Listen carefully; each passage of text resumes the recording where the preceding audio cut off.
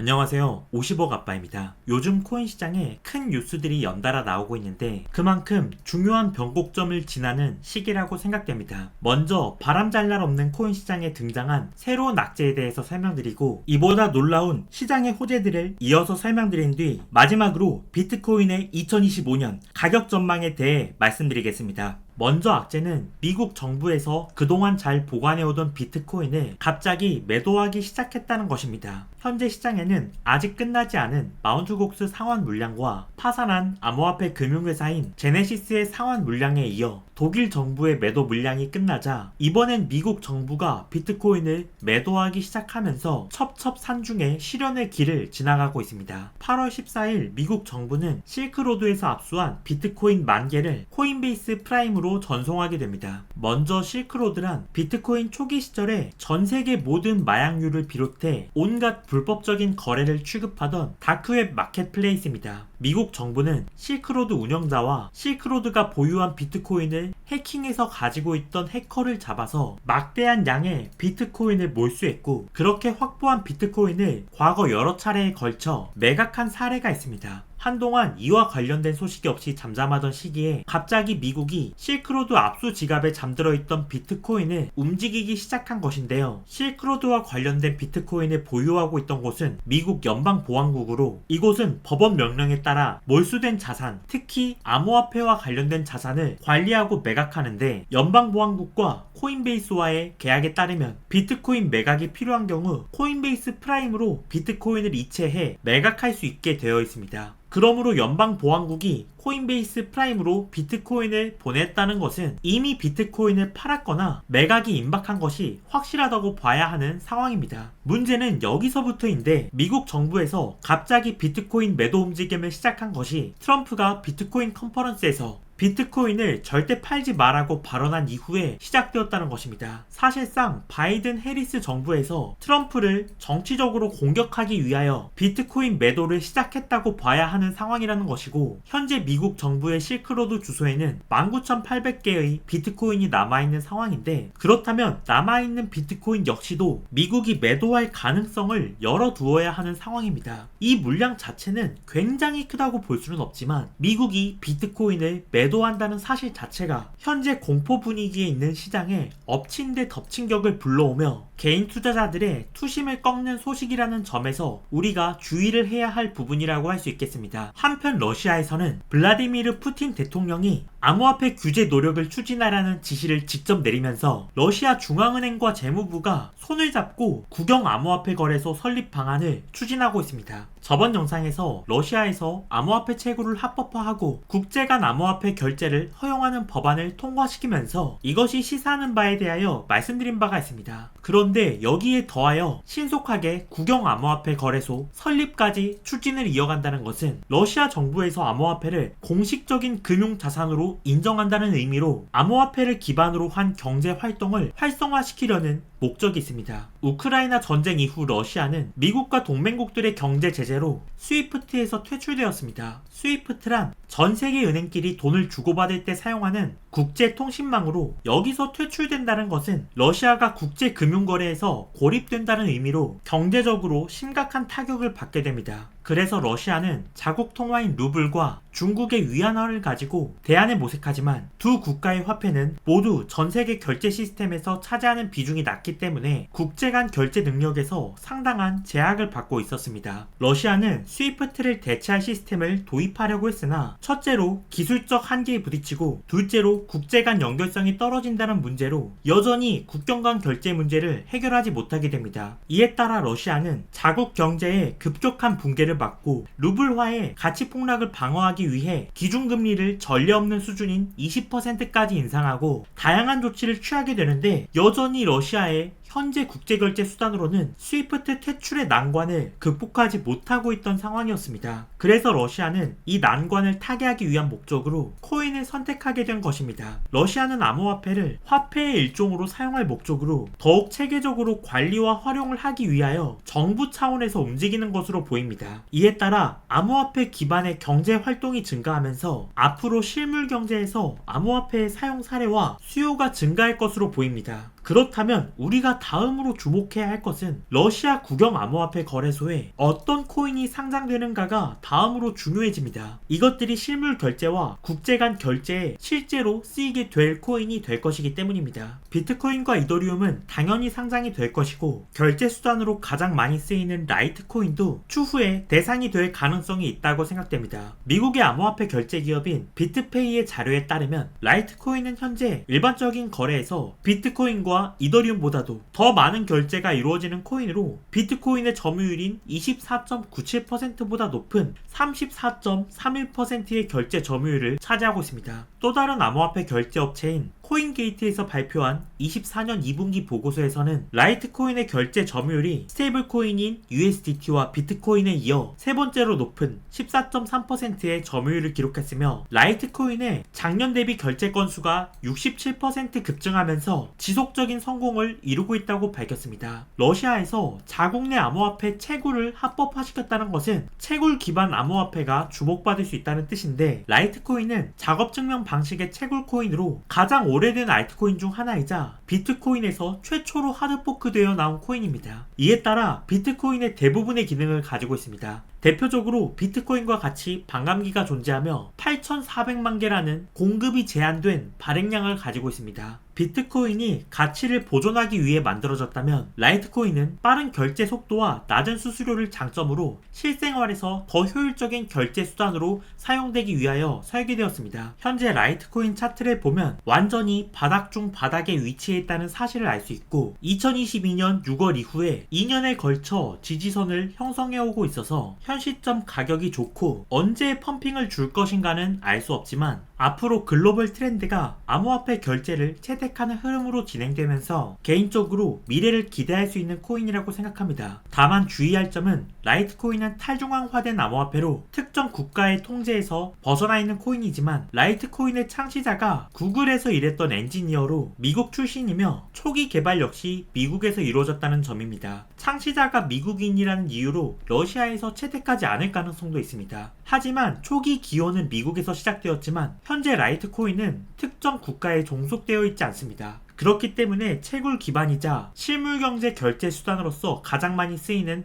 라이트코인이 분명히 큰 이점이 있을 것 같습니다. 고정 댓글에 보시면 공식 텔레그램 정보방에 바로 입장하실 수 있는 링크가 있습니다. 실시간 투자 관점과 중요한 인사이트들, 알트코인에 대한 여러 정보들을 올려드리고 있기 때문에 필요하신 분들은 클릭 한 번으로 입장하시기 바랍니다. 그리고 암호화폐 결제 관련해서 또 다른 중요한 소식이 있는데 그동안 핸드폰을 통한 결제는 아이폰은 애플페이, 갤럭시는 삼성페이를 통해 이루어졌습니다. 아이폰에는 NFC 칩이라는 게 있는데 이것은 짧은 거리에서 두 장치 간의 무선 통신을 가능하게 하는 기술입니다. 예컨대 스마트폰을 결제 단말기에 가까이 대는 것만으로 결제를 할 수 있게 만들어줍니다. 그동안 아이폰의 NFC 칩은 애플올렛과 애플페이만이 유일하게 사용이 가능했습니다. 그런데 아이폰의 iOS 18.1 버전부터 애플이 NFC 칩 사용을 개방하면서 이제부터 암호화폐 지갑 앱들이 NFC 결제 기능을 사용할 수 있게 되었습니다. 이에 따라 USDC 발행사인 서클의 CEO 제레미 알레어의 트윗을 보면 이제부터 스테이블 코인인 USDC로 애플페이처럼 아이폰으로 바로 결제할 수 있는 앱이 곧 출시된다고 합니다. USDC로 결제를 하면 이로운 점은 상인 입장에서 기존의 결제 방식보다 저렴한 수수료로 결제를 받을 수가 있다는 점입니다. 기존의 신용카드 결제 시스템에서는 1에서 3% 정도의 수수료가 부과됩니다. 미국의 카드 수수료는 한국보다 다소 높은 편입니다. 반면 USDC와 같은 스테이블 코인을 사용한 결제는 블록체인 네트워크 특성상 수수료가 더 낮게 책정될 것입니다. 수수료가 싸다는 것은 상인 입장에서 상당한 메리트라고 생각됩니다. 그렇다면 이것이 암호화폐 시장에 어떤 점이 좋을까요? 첫째로 스테이블 코인이 대중화될수록 암호화폐 시장에 새로운 매수 유동성이 들어올 수 있다는 점입니다. 우리나라 같은 경우 자국 화폐인 원화로 바로 코인을 거래할 수가 있습니다. 그러나 많은 국가에서는 자국 화폐로 암호화폐를 직접적으로 거래할 수 없습니다. 그래서 이들은 먼저 자국 화폐를 USDT나 USDC로 바꾼 다음에 암호화폐를 거래하게 됩니다. 그래서 스테이블 코인은 일반적으로 코인을 매수하기 위해 사용됩니다. 스테이블 코인이 대중화된다면 사람들이 자연스럽게 암호화폐에 익숙해지게 되고 이에 따라 매수 유동성이 시장으로 흘러들어오게 될 수 있습니다. 이것은 미래의 이야기이긴 하지만 앞으로 중요한 의미가 있는 소식이라고 생각합니다. 보시는 자료는 달러와 가치의 변화와 비트코인 가격 간의 상관관계를 보여주는 차트입니다. 달러 인덱스가 고점을 찍고 하락하는 시점에 비트코인 가격은 반대로 큰 상승을 보이는 패턴이 명확하게 나타납니다. 2017년 달러 하락 사이클에서 비트코인은 2310%가 상승했으며 2020년의 사이클에서 비트코인은 1128%의 상승을 보였습니다. 그리고 현 시점 미국은 오는 9월부터 금리 인하 사이클이 시작되게 됩니다. 금리가 하락할수록 달러화 가치는 하방 압력을 받게 되고 이것은 과거 패턴에서 알 수 있듯 비트코인에 유리하게 작용할 것입니다. 이것은 미국의 기준금리와 근원 소비자 물가지수의 상관관계를 나타낸 표입니다. 미국의 물가가 급격히 상승함에 따라 미국은 역사적인 속도로 기준금리 인상을 단행하게 됩니다. 미국은 작년부터 현재까지 5.5%의 금리를 동결하고 있는데 이에 따라 물가가 빠르게 하락하며 진정세에 접어들었음을 확인할 수 있습니다. 특히 8월 14일 발표된 미국의 소비자 물가지수가 2.9%로 발표되었는데 이것은 22년 7월 9.1%의 고점에서 점점 하락해서 3년 4개월 만에 처음으로 2%대로 진입한 것입니다. 이에 따라 앞으로는 언제 금리 인하가 되느냐가 아니라 얼마나 금리를 내릴 것인지에 시장의 관심이 쏠리고 있습니다. 9월달 금리 인하 폭은 0.25bp가 될 것으로 예상되고 있습니다. 만약 50p 인하가 되려면 노동시장에서 심각한 문제가 발생하면서 경기 침체 우려에 빨간불이 들어올 경우에 0.5bp의 금리 인하가 진행될 전망입니다. 그러나 가장 최근 데이터인 8월 15일 발표된 미국의 실업수당 청구 건수를 보면 예측치보다 하회하면서 고용시장이 예상보다 안정적이라는 데이터가 있었고 최근 고용시장에 관련된 여러 데이터가 우려를 불식시키며 9월 금리 인하는 25bp 인하가 되지 않을까 생각합니다. 마지막으로 이번 영상에서 가장 중요한 내용을 다루겠습니다. 보시는 자료에서 파란색 선은 전 세계에 공급된 돈의 양을 나타내며 주황색 선은 비트코인의 가격을 나타냅니다. 우선 패턴적인 상관관계를 보면 글로벌 통화 공급량이 저항선을 돌파하면서